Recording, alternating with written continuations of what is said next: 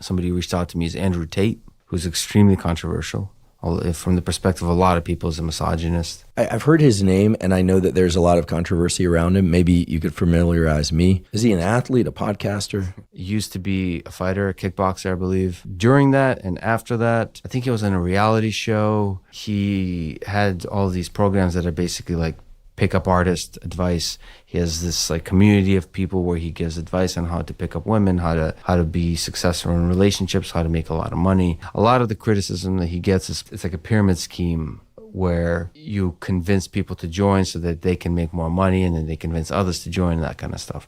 But that's not why I'm interested in talking to him. I'm interested because one of the guests, maybe I shouldn't mention who, but like one of the female guests I had said that her 2 kids that are 13 and 12 really look up to Andrew. And I hear this time and time again. So like he is somebody that a lot of teens, young teens look up to. So I haven't done serious research. Like I usually try to avoid doing research until I like agree to talk, and then I go deep. But there is an aspect to the way he talks about women that while I understand, and I understand certain dynamics in relationships work for people, and he's one such person, but I think him being really disrespectful towards women is not how I see what it means to be a good man. So the conversation I want to have with him is about masculinity. What does masculinity mean in the 21st century? And so when I think about that kind of stuff, it's like going into a war zone.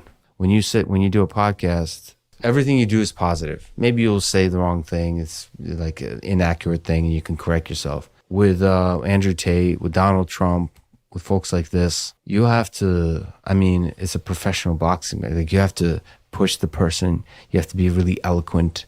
You have to be also empathetic, because you can't just do what journalists do, which is talk down to the person the entire time. That's easy. The hard thing is to empathize with the person, to understand them, to steelman their case, but also to make your own case. So in that case, about what it means to be a man. To me, a strong man is somebody who's respectful to women. Not out of weakness, not out of social justice warrior signaling and all that kind of stuff, but that's what a strong man does. Like they don't need to be disrespectful to prove their position in life. He is often, now, a lot of people say it's a character. He's being misogynistic. He's being a misogynist as a kind of for entertainment purposes. So like an avatar.